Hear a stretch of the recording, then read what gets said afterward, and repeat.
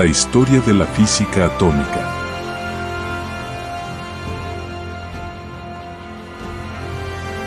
Especial Oppenheimer.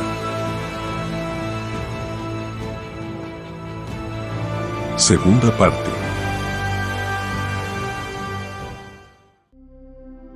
En el capítulo anterior, revisamos la historia y desarrollo de la teoría atómica.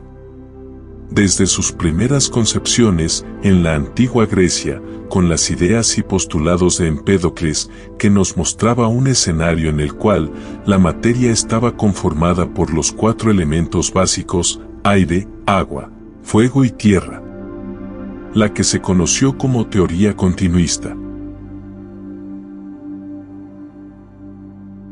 También revisamos el modelo formulado por los filósofos Leucipo y Demócrito, que postularon que la materia estaba constituida por unidades fundamentales, las cuales no podían ser divididas en unidades más pequeñas, a las que llamaron átomos. El cual tuvo que esperar más de 2500 años para que volviera a ser considerado por los científicos como una explicación plausible a la composición fundamental de la materia y el universo mismo. Estas ideas inspiraron a científicos como John Dalton, J.J. Thomson y Ernest Rutherford a realizar experimentos y postular los primeros modelos atómicos modernos que explicaban la estructura fundamental de la materia, basados en el concepto de átomo, tal como lo plantearon Leucipo y Demócrito en la antigüedad.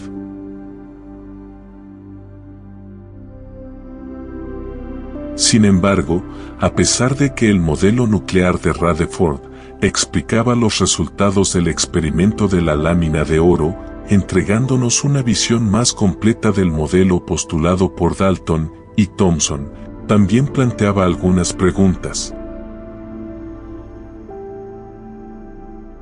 Por ejemplo, ¿qué hacían los electrones dentro del átomo? Ya que las cargas opuestas se atraen, ¿cómo hacían los electrones para evitar colapsar al núcleo? Una de las primeras pistas verdaderamente importantes que llevaron a desentrañar la estructura atómica implicaba el estudio de la emisión y absorción de luz por los átomos de diferentes elementos. Los físicos sabían, por la teoría de Maxwell, que la luz es emitida y absorbida solo por cargas aceleradas, es decir, que están cambiando su rapidez o dirección de movimiento. Esto sugería que el átomo podría contener cargas en movimiento. Podía esperarse, por tanto, que los patrones y las regularidades en las propiedades de la luz emitida proporcionasen indicios sobre la naturaleza precisa de los movimientos de estas cargas. Los resultados de este estudio fueron tan importantes para desentrañar la estructura atómica que necesitaremos revisar su desarrollo aquí con cierto detalle. Se sabía, desde hacía mucho tiempo, que se emite luz por gases, o vapores, cuando se excitan en una de las siguientes formas. Calentando el gas a una temperatura alta, como cuando una sustancia volátil se pone en una llama. Por una descarga eléctrica a través del gas en el espacio entre los terminales de un arco eléctrico.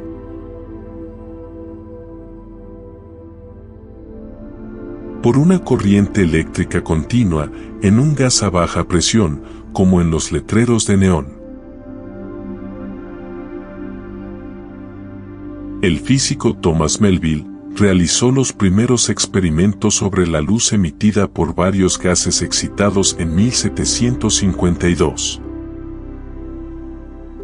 Puso una sustancia tras otra en una llama, después de haber colocado un cartón con un agujero circular entre su ojo y la llama, y examinó la constitución de estas diferentes luces con un prisma.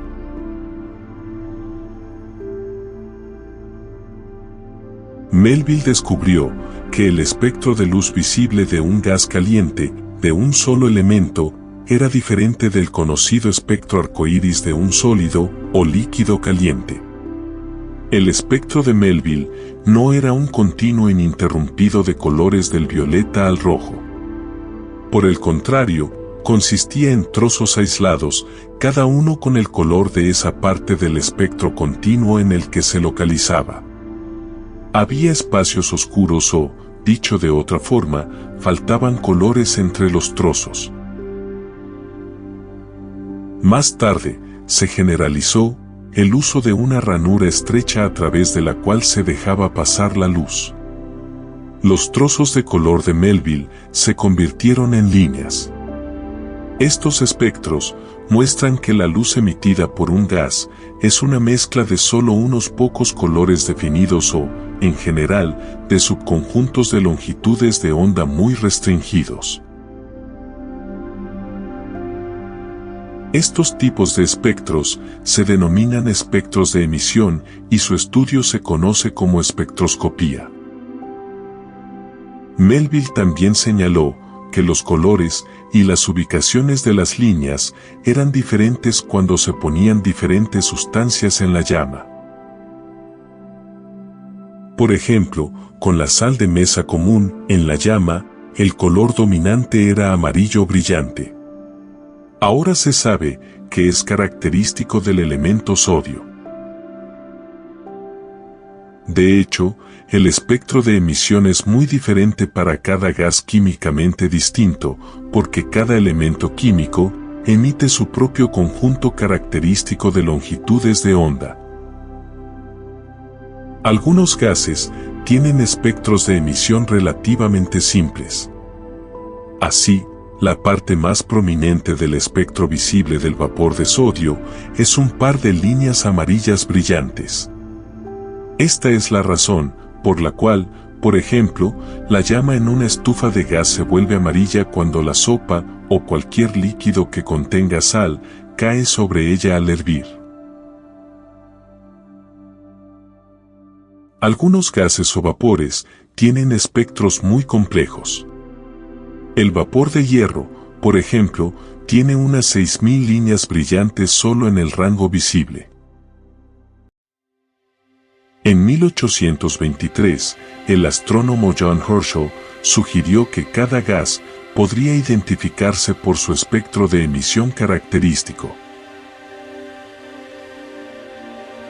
A principios de la década de 1860, el físico Gustav R. Kirchhoff y el químico Robert Bunsen habían descubierto conjuntamente dos elementos nuevos, rubidio y cesio, al observar líneas de emisión no reportadas previamente en el espectro del vapor de un agua mineral. Este fue el primero de una serie de descubrimientos basados en espectros de emisión. Con él, comenzó el desarrollo de una técnica para el análisis químico rápido de pequeñas cantidades de materiales mediante espectroscopía.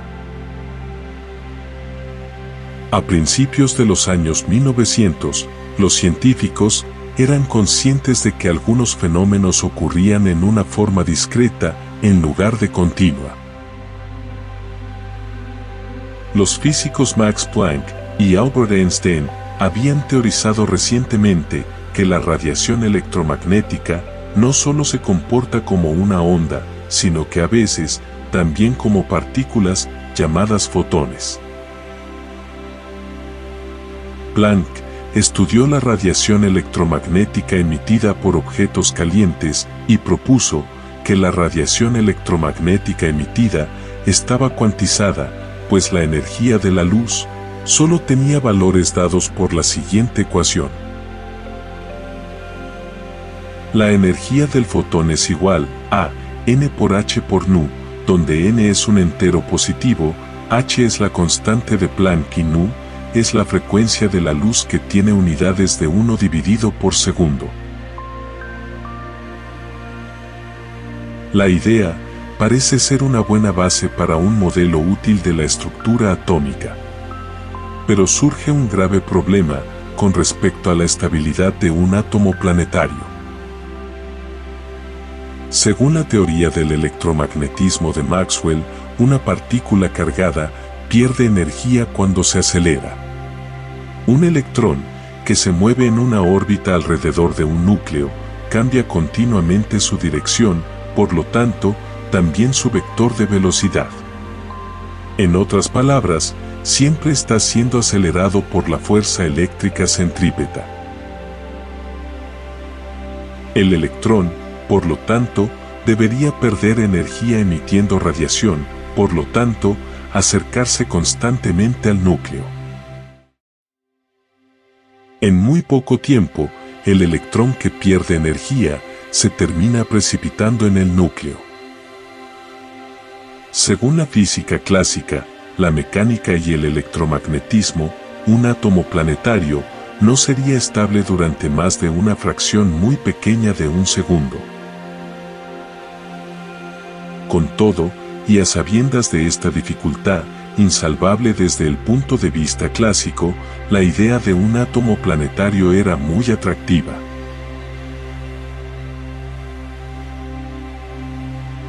La comunidad física continuó buscando un modelo que incluyese una estructura planetaria estable y que, entre otras cosas, pudiese explicar los espectros de emisión de los elementos. Niels Bohr, un físico danés, que nació en la ciudad de Copenhague en 1885, logró construir un modelo muy interesante entre 1912 y 1913. Con solo 26 años, Niels obtuvo el grado de doctor en física por la Universidad de Copenhague, revelándose ante la comunidad científica como una gran promesa de la física nuclear.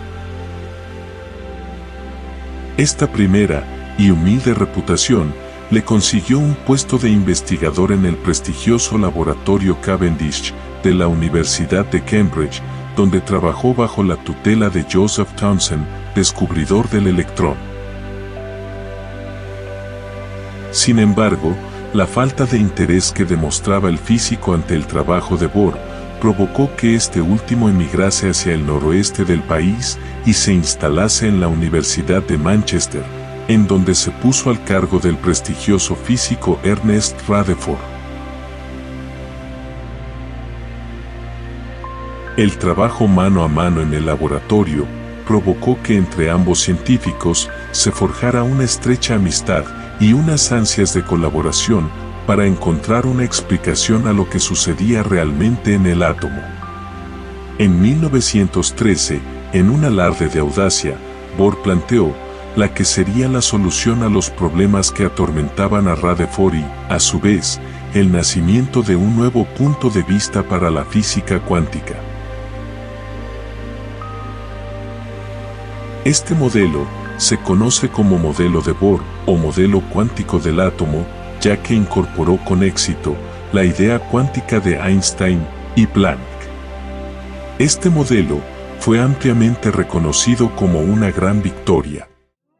Aunque tuvo que modificarse más tarde, para tener en cuenta muchos más fenómenos, mostró cómo atacar problemas atómicos mediante el uso de la teoría cuántica. Dado que Bohr incorporó la idea de átomo nuclear de Rutherford, algo crucial para el modelo, el nombre más apropiado para este, quizás, sería modelo de Rutherford-Bohr.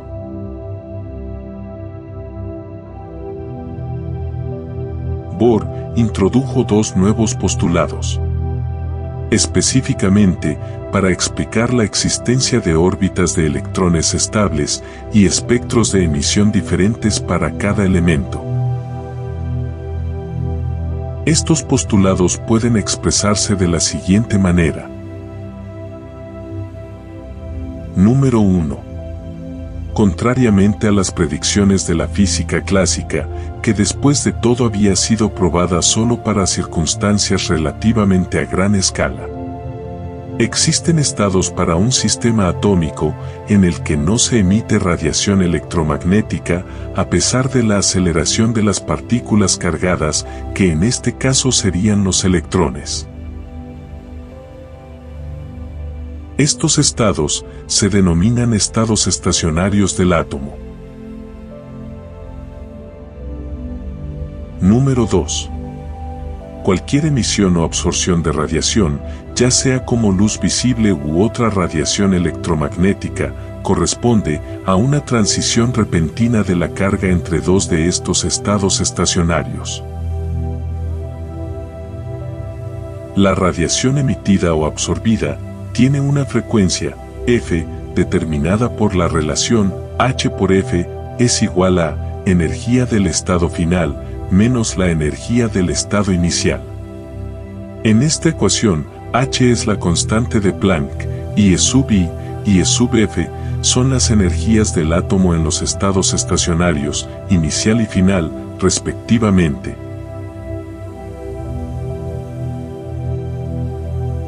El modelo de Bohr del átomo de hidrógeno comenzó como el modelo planetario, pero él le agregó una suposición con respecto a los electrones. ¿Qué tal que la estructura del átomo estuviera cuantizada? Bohr sugería que quizás los electrones podrían orbitar el núcleo solo en órbitas específicas o capas con un radio fijo.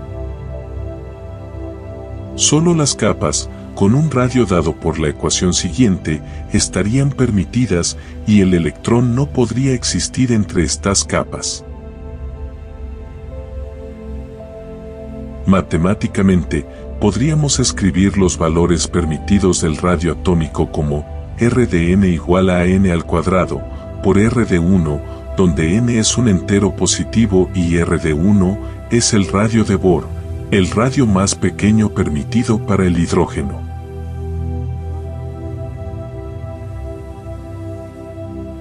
Para este caso, encontró que para R de 1, este toma el valor de 0.529 por 10 elevado a menos 10 metros.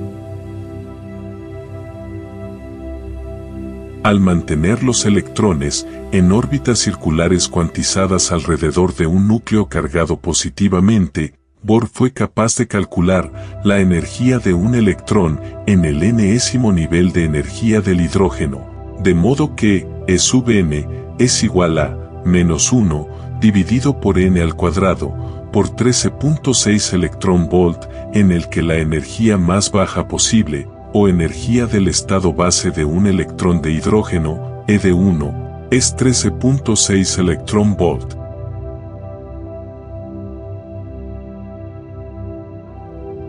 Si observamos, vemos que la energía siempre va a ser un número negativo, y el estado base, n igual a 1, tiene el valor más negativo. Esto es, porque la energía de un electrón en órbita es relativa a la energía de un electrón que se ha separado por completo de su núcleo, es decir, n igual a infinito, lo cual, por definición, tiene una energía de 0 electronvolt. Puesto que un electrón en órbita alrededor del núcleo es más estable que un electrón que está infinitamente lejos de su núcleo, la energía de un electrón en órbita es siempre negativa.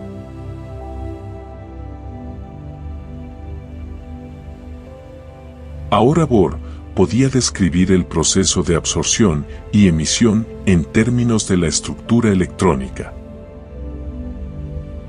De acuerdo con el modelo de Bohr, un electrón absorbería energía en forma de fotones para excitarse y pasar a un nivel de energía más alto, siempre y cuando la energía del fotón fuera igual a la diferencia entre los niveles de energía final e inicial. Después de saltar al nivel de energía más alto, también llamado el estado excitado, el electrón excitado estaría en una posición menos estable, así que rápidamente emitiría un fotón, para caer a un nivel de energía más bajo y más estable.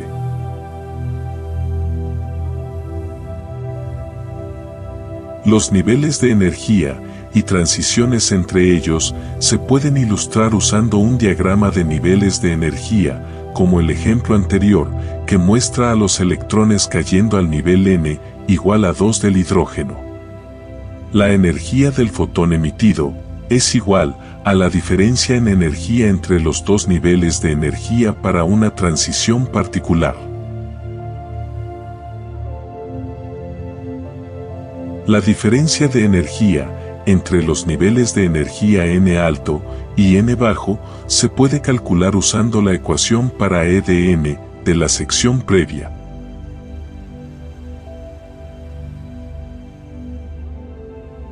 Puesto que también conocemos la relación entre la energía del fotón y su frecuencia, por la ecuación de Planck, podemos resolver para la frecuencia del fotón emitido.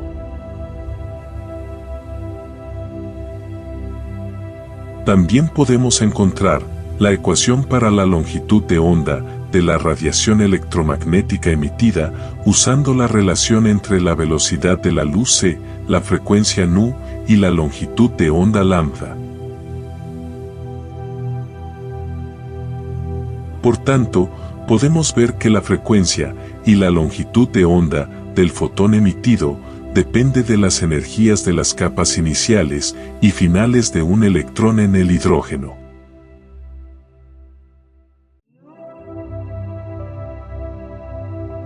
El modelo atómico de Bohr funcionó muy bien para explicar el átomo de hidrógeno y otros sistemas de un electrón como el helio. Desafortunadamente, no lo hizo tan bien cuando se aplicó al espectro de átomos más complejos. Además, con el modelo de Bohr, no se podía explicar por qué algunas líneas son más intensas que otras, o por qué algunas líneas espectrales se dividen en varias líneas, en presencia de un campo magnético, lo que se conoce como el efecto Zeeman.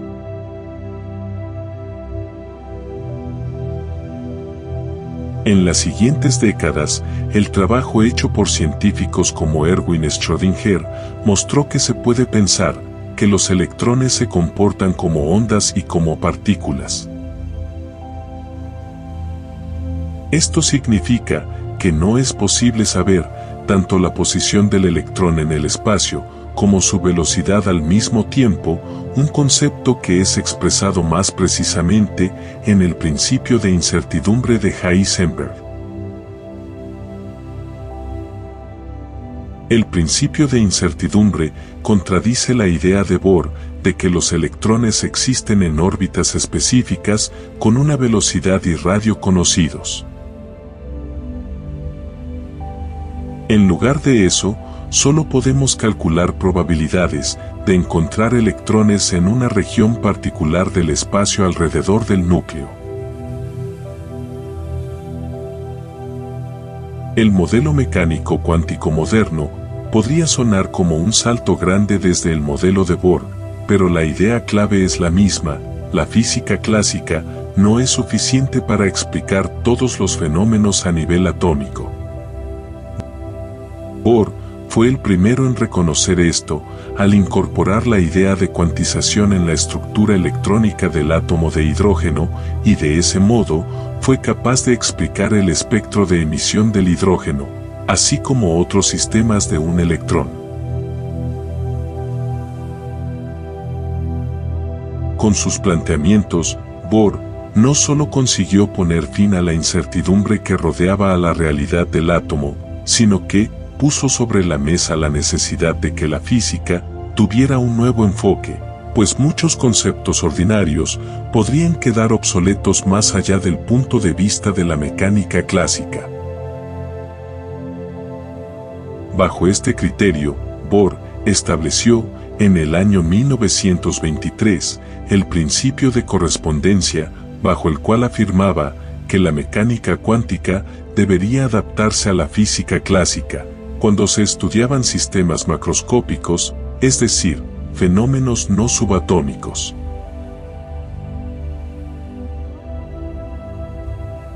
Estas ideas lo llevaron a diferentes enfrentamientos con el mismísimo Einstein, el cual se mostraba reacio ante el nuevo pensamiento cuántico, declarándose más cómodo ante un tratamiento más clásico de la ciencia.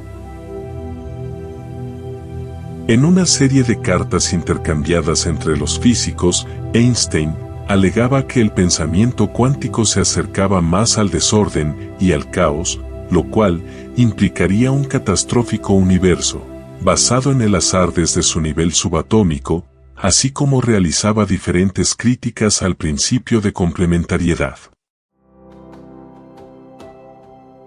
Se dice que, a todos sus comentarios, Bohr simplemente contestaba: deja de decirle a Dios cómo usar sus dados.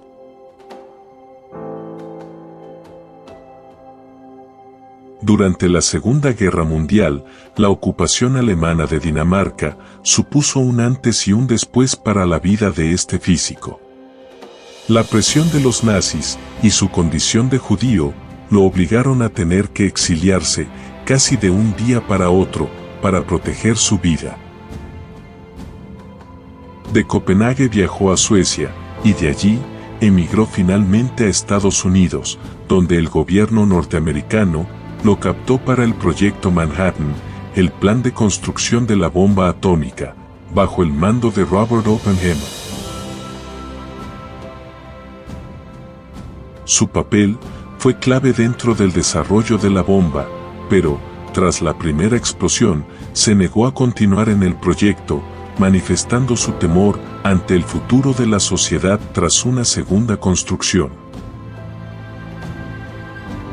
En lugar de ello, volvió a su Dinamarca natal para ponerse al mando del Instituto Nórdico de Física Teórica, así como para comenzar una carrera como divulgador y conferenciante, cuyo objetivo era concienciar sobre el uso de la energía atómica para fines pacíficos. Como resultado, en 1957, recibió el Premio Átomos por la Paz, un galardón convocado por la Fundación Ford, cuyo objetivo es favorecer las investigaciones científicas orientadas hacia el progreso de la humanidad.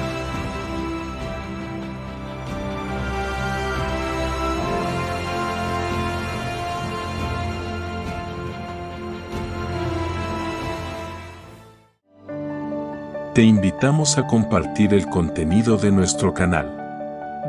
Darle like y compartirlo en las redes sociales. Ayúdanos a divulgar el conocimiento e incentivar el pensamiento crítico y método científico. Únete a nuestra incansable búsqueda por descubrir y comprender los grandes misterios que dan forma a nuestro misterioso, pero a la vez fascinante universo.